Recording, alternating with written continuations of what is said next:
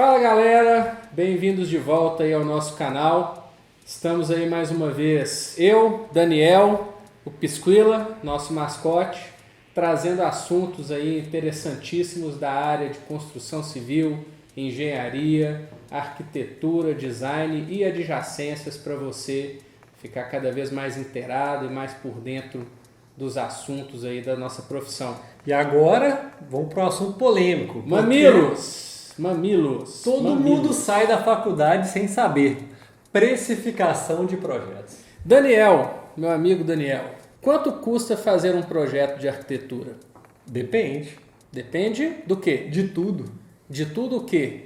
De tudo aquilo que você gasta para realizar aquele serviço. Muito bem, meu garoto. E aí eu te pergunto, como que você cobra os seus projetos no seu escritório? Eu já precifiquei de diversas maneiras. Já utilizei tabela do CAL, tabela do IAB. Tabela do CAL, que é a tabela dos sonhos, né? Exatamente. Se você que está nos vendo cobra pela tabela do CAL e consegue fechar projeto, por favor, deixa o seu comentário aqui embaixo que nós vamos te convidar para dar um curso na Construtiva ensinando a captar cliente cobrando pela tabela do CAL. Faz esse favor, deixa seu comentário aí. Pode ser até um curso de enriquecimento, né? Pode até ser um curso de enriquecimento rápido, porque sabe? Quem conseguir cobrar aquele Fique valor, milionário rápido. cobre pela tabela. Cobre pela tabela do CAL. Isso. Porque realmente é descabido. É descabido. É uma coisa... a gente entende que seria assim para valorização do arquiteto e do profissional, mas de fato não é a nossa realidade. Infelizmente não é a nossa realidade. Ainda mais porque enquanto tem gente que cobra pela tabela do CAL, outros cobram pela cara do cliente. Que é pior ainda. Que é pior ainda. E outros fazem de graça. Por quê? Porque vai virar portfólio. Que é uma ilusão. Uma ilusão. Né? Sabe aquele cliente que chega para você e fala assim, faz um preço bom que eu tenho muita gente para te indicar? Ele não é um cliente tão bom assim. Não é verdade. Pior que é mesmo. Não é? Todo mundo já passou por isso um dia. Então, ao longo do tempo, eu fui criando uma metodologia dentro do escritório, pegando todos os meus custos fixos, quanto eu ia gastar de reunião, quantas horas eu ia gastar para conseguir chegar num preço compatível. Uhum. Então, toda vez que alguém me liga e fala, eu quero um projeto aqui da reforma do meu apartamento e tal, eu falo, olha, se eu te der um preço agora, é injusto. Aí o cara, por quê? Eu não sei a complexidade do projeto, Sim. Eu não sei a metragem deste projeto, eu não sei qual que vai ser o grau de detalhamento que esse projeto vai exigir. Uhum. Então, se eu te der um preço avulso, eu posso estar te cobrando, inclusive, a mais. Sim, sim. De duas uma, ou você vai onerar desnecessariamente o cliente e aí, eventualmente, uma proposta que poderia ser convertida vai deixar de ser, porque o seu preço vai estar muito mais alto aí do que o dos seus concorrentes, ou você vai cobrar muito barato e vai descobrir no meio do caminho que você está pagando para trabalhar, o que é pior ainda do que não fechar a proposta, acredite. Pior que é verdade. E se for parar para pensar, eu fiz uma reforma agora recentemente de um flat ali na Savassi. Era um projeto pequeno, 40 metros quadrados, só que ia ter marcenaria até o teto. Era super complexo, era como se fosse um projeto de um apartamento japonês. Uhum. Então, apesar da área pequena, viu, pessoas que cobram por metro quadrado, ele tinha uma complexidade altíssima. Me demandou muitas horas de trabalho de detalhamento de marcenaria, marmoraria e tudo mais. Então, para quem trabalha com precificação por metro quadrado, pode ter certeza. No curto prazo, talvez você esteja fechando os projetos, mas no longo prazo, isso vai fazer seu escritório quebrar. Justamente. As pessoas têm uma falsa ilusão de que cobrar por metro quadrado é uma metodologia segura e justa, mas na verdade cobrar por metro quadrado só serve para simplificar o cálculo do seu preço, né? Principalmente quando você cobra por metro quadrado tomando como referência o metro quadrado do seu colega, que é muito comum, né? Quantas vezes a gente recebe mensagem de colegas nossos, amigos, perguntando quanto que você está cobrando pelo metro quadrado de regularização? E na verdade não é assim que funciona, porque como o Daniel deu o exemplo lá do flat que ele reformou, às vezes duas residências da mesma área, da mesma tipologia, têm dificuldades completamente opostas do ponto de vista de regularização, que vai levar em conta aí a localização, as instâncias que essa regularização tem que passar dentro da prefeitura. Então, quando você simplifica a sua forma de precificar cobrando por metro quadrado, você está tornando mais fácil o cálculo da sua proposta. De fato, é muito prático você estabelecer R$ 25,00 o metro quadrado, 100 metros quadrados são R$ 2.500. Mas pode ter certeza de que no longo prazo você vai descobrir que essa prática não é sustentável para o seu escritório. É verdade. E outra coisa que é ruim no metro quadrado, que ninguém conta. O cliente vai pegar lá o seu orçamento e vai dividir e saber o valor do seu metro quadrado. E aí ele vai falar assim, então eu vou tirar aquele quartinho do fundo e vai ficar mais barato. Vai ficar mais barato. Então, o que vai acontecer? Na hora que você faz essa regra de 3, que é uma simplificação irresponsável, Sim. O cara tirou os 5 metros quadrados lá do depósito, que só tinha 3 prateleiras, e o seu projeto tinha, sei lá, 40 metros quadrados, isso fez diminuir de forma significativa o valor do seu projeto. Ou ele trocou um depósito de 5 metros quadrados por um banheiro de 5 metros quadrados com hidromassagem.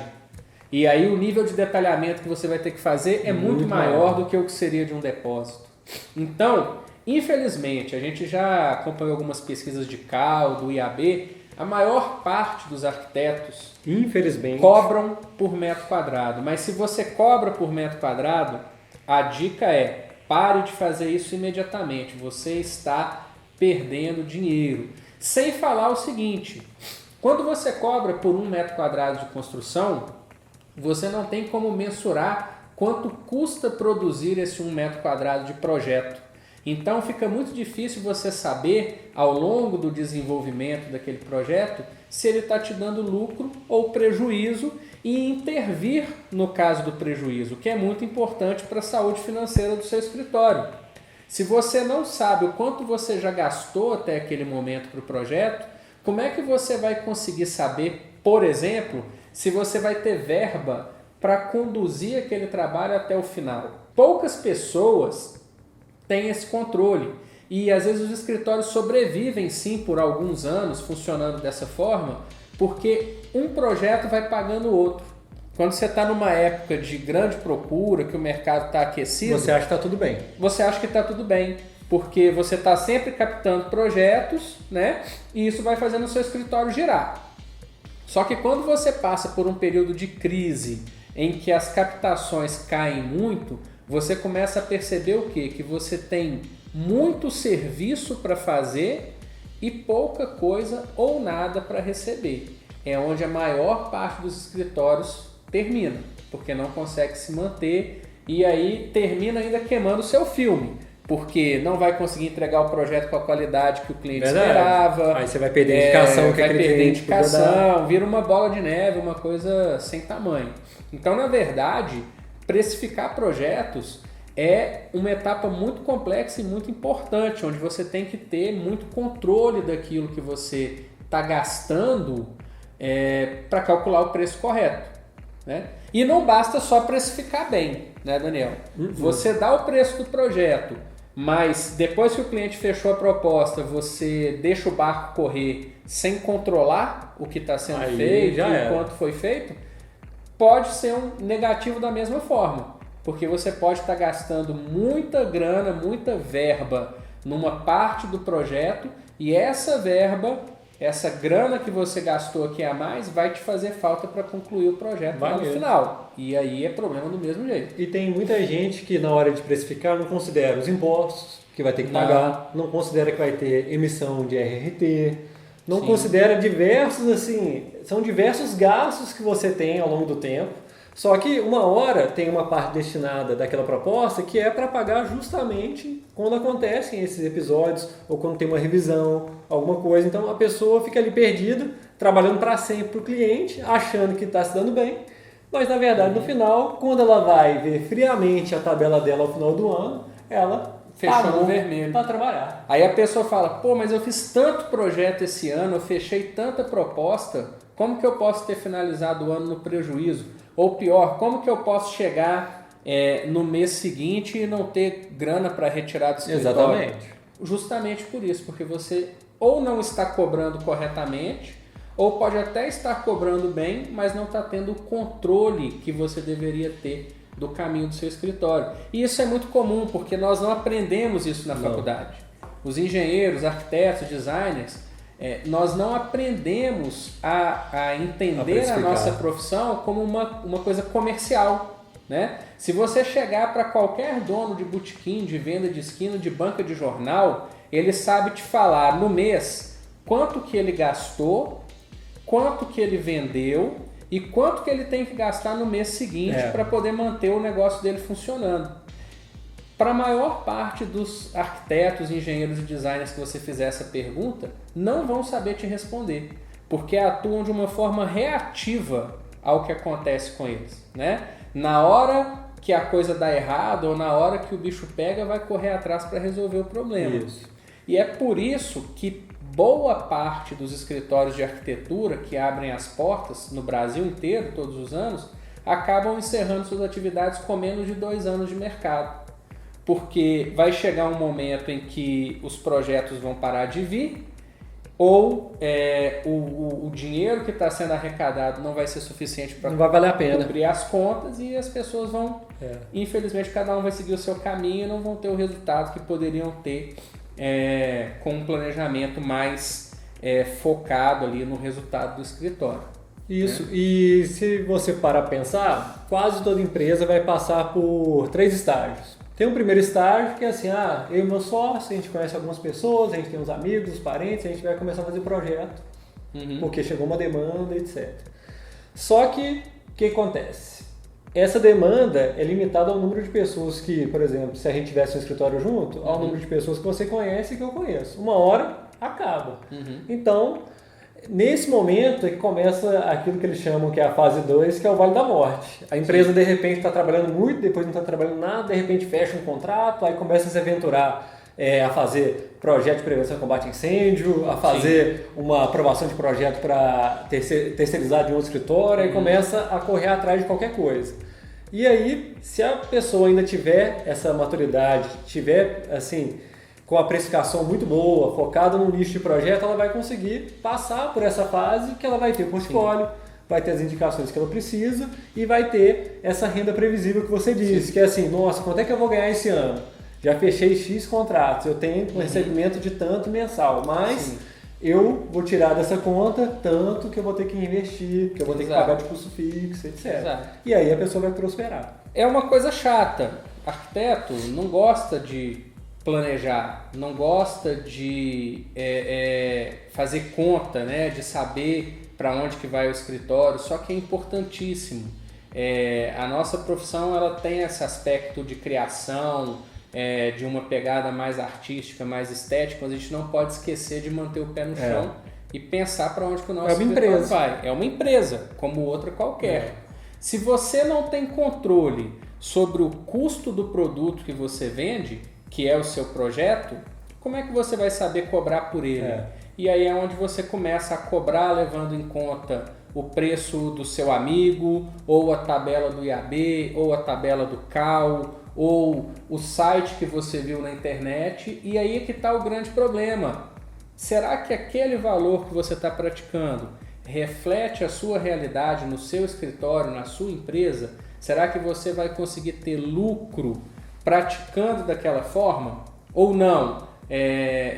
Eu realmente preciso conhecer a minha empresa, conhecer minha demanda, para em cima disso formular um preço viável para que o meu cliente contrate o meu serviço. Obviamente, não adianta eu colocar um preço na estratosfera porque eu não vou conseguir fechar nada, e que me permita ir ali conduzir o meu escritório com segurança, com tranquilidade e perpetuar meu trabalho. Acho que isso é o principal. Eu falo muito com o pessoal na Mimesis que você entrou no escritório, você respirou ali dentro e você já está gastando dinheiro. É verdade. Você, no momento que você, na verdade, mesmo quando você não está lá no escritório trabalhando, você está gastando dinheiro.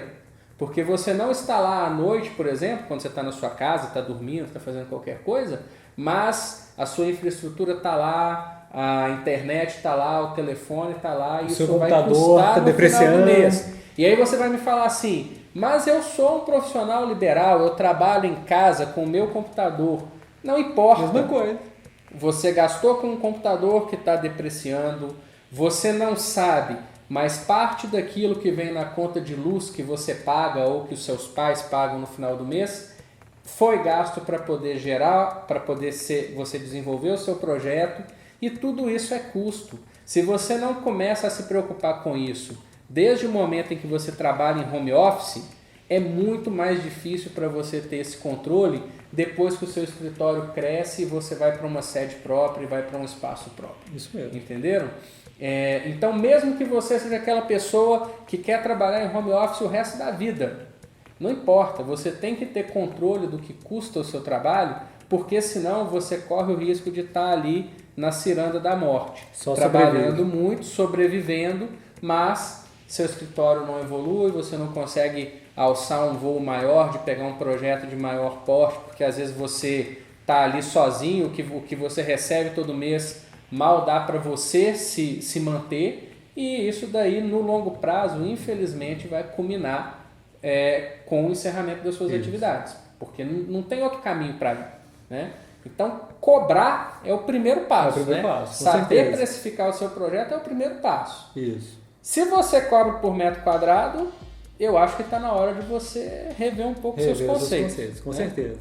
E fazendo um link com o que você falou, que é muito interessante, eu estava vendo uma entrevista do Simon Sinek essa semana no YouTube, e ele falou assim, que dinheiro é importante para uma empresa. Não porque o dinheiro é o único fim de uma empresa, mas porque o dinheiro é o combustível.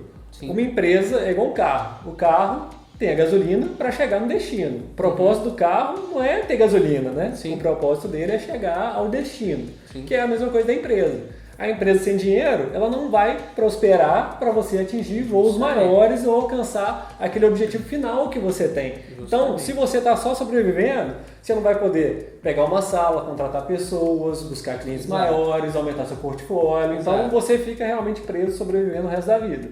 E o que é que dá esse dinheiro para a empresa? É o lucro. É o lucro. Uma vez que muita gente acha na área da arquitetura que você só precisa, sei lá, eu vou estabelecer que eu preciso tirar um salário de R$6.000 por mês e se eu conseguir tirar isso pagando minhas contas eu estou bem. Não, você não está bem. Você está flat. Você está ali, como a gente falou, sobrevivendo. Só que cadê aquele dinheiro que tem que sobrar para você reinvestir no seu próprio negócio, para você comprar um computador novo quando o seu der problema, para você investir num software original, contratar um estagiário, eventualmente contratar um segundo arquiteto para te auxiliar. Se você está ali trabalhando para tirar o seu salário todo mês, deixa eu te contar uma coisa, salário não é lucro, salário é custo. O que você tira por mês para trabalhar é o custo do seu trabalho, entendeu? Você precisa cobrar para pagar o seu salário e mais o lucro da sua empresa, porque senão você não tem crescimento positivo. Muita gente acha, né, que a gente conversa com muitas pessoas, alunos e colegas, estou muito bem, estou tirando 6 mil, 8 mil, 10 mil por mês. Só que essa pessoa vive de altos e baixos. Naquele mês em que ela teve uma captação muito grande, ela vai lá e tira R$10.000 por mês e está rica. Um mês que ela não fechou projeto nenhum, às vezes ela não tira nada. Tira 1.000, tira 500. Isso é muito comum. Isso não é sustentável no longo prazo, né? As pessoas precisam entender que uma coisa é a remuneração pelo trabalho dela e outra coisa é o lucro da empresa, é a remuneração da empresa, que é como o Daniel falou. É para isso que ela existe. A empresa existe para ganhar dinheiro, ela não tem outro objetivo. A menos que você tenha aberto uma ONG, uma associação beneficente, uma entidade sem fins lucrativos, vou fazer projeto para poder ajudar as pessoas necessitadas, que não é problema nenhum também. Se esse é o seu caso, então você está indo no caminho certo.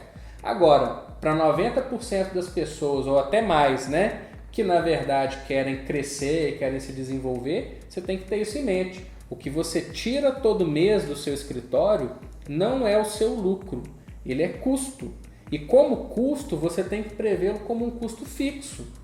Então, que seja um salário de R$1.000 por mês, mas você tem que estabelecer esse custo fixo e o seu escritório tem que ser capaz de te pagar R$1.000 por mês. Se você estabelecer que o seu salário vai ser R$10.000 por mês, o seu escritório tem que dar conta de te pagar R$10.000 por mês. Senão você está indo no caminho errado, você está com algum problema, né? E muitas pessoas não enxergam isso, infelizmente, e é onde boa parte dos profissionais acaba tendo problema, acaba tendo que fazer outras coisas para complementar a renda mensal, e isso também é ruim, porque se você tira seu foco daquilo que você quer, você nunca vai alcançar. Você nunca vai alcançar o seu objetivo. Cleverson, então aqui, para finalizar, o que o pessoal pode fazer para aprender a precificar? Primeira coisa, saber quanto que custa 1 hora do seu tempo, quanto custa 1 metro quadrado do seu projeto, quanto custa para você respirar no seu escritório. Esse é um exercício que parece ser simples, mas que é extremamente difícil. Nas turmas do nosso curso de precificação, a gente passa essa tarefa para os alunos e eles têm extrema dificuldade de identificar onde que eles gastam o dinheiro deles no escritório. Então, o primeiro passo é isso. Se você quer cobrar da forma correta e quer ter lucro e quer ter resultado, saiba quanto você gasta.